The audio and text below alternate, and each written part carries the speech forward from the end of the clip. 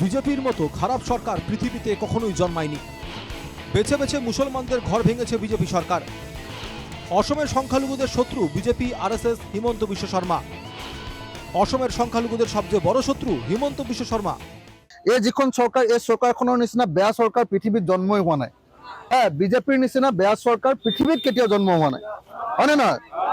আৰু বিজেপি চৰকাৰখনে অকল আপোনালোকৰ মুছলমান মানুহ, সংখ্যালঘু মানুহক বিচাৰি বিচাৰি ঘৰবিলাক ভাঙিছে, হয়নে নহয়?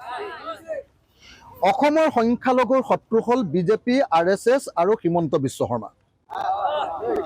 অসমৰ সংখ্যালঘুৰ আটাইতকৈ ডাঙৰ শত্ৰু হ'ল হিমন্ত বিশ্ব শৰ্মা।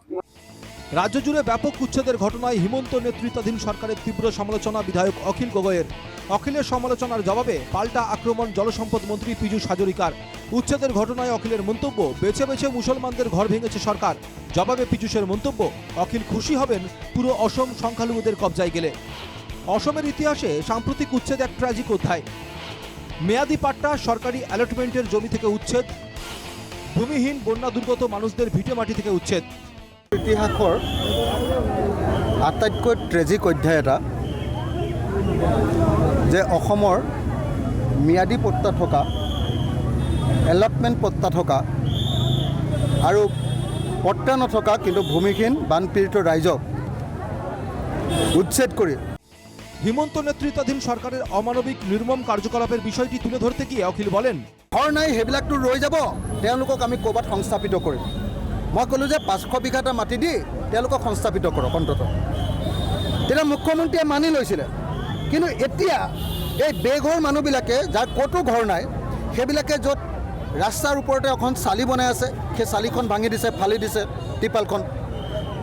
য'ত বাচন ৰান্ধি খাইছে, বাচন বৰ্তন আছে, সেইবিলাক ভাঙি দিছে পুলিচে। উচ্ছেদের পর ভিটেমাটি হারিয়ে অসহায় পরিবারগুলি রাস্তার পাশে খোলা রাস্তায় তাঁবু খাটিয়ে কোনো রকমে দিন কাটাচ্ছেন, অথচ তাদের উপরেও অত্যাচার চালাচ্ছে সরকার। এ নিয়ে অখিল কি বলছেন শোনা যাক। মহিলাবিলাকক ৰাতি সন্ধিয়া হ'লে মাৰপিট কৰিছে পুৰুষ পুলিচে।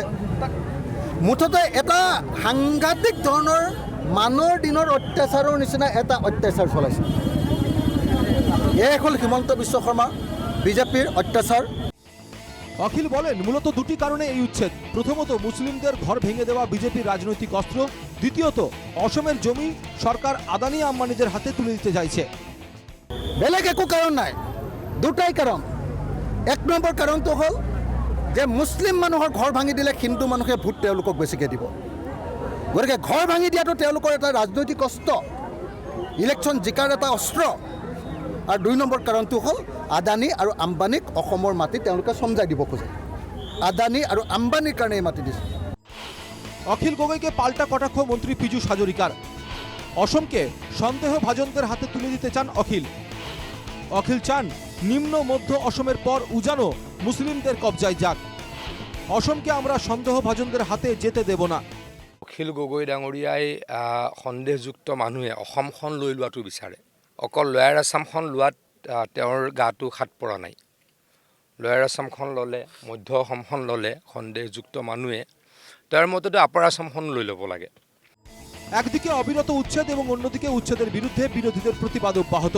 রাজ্য জুড়ে প্রবল প্রতিবাদের মধ্যেও উচ্ছেদের সিদ্ধান্তে সরকার অনড়। একের পর এক এলাকায় চলছে উচ্ছেদ অভিযান। 26-এর বিধানসভা নির্বাচনে যে এর মূল্য দিতে হবে সেটা সরকার তথা মুখ্যমন্ত্রী না বোঝার কথা নয়। চলতি উচ্ছেদ যে বুমেরাং হয়ে ফিরে আসবে না তা কে বলতে পারে? Bureau report, NKTV Bangla.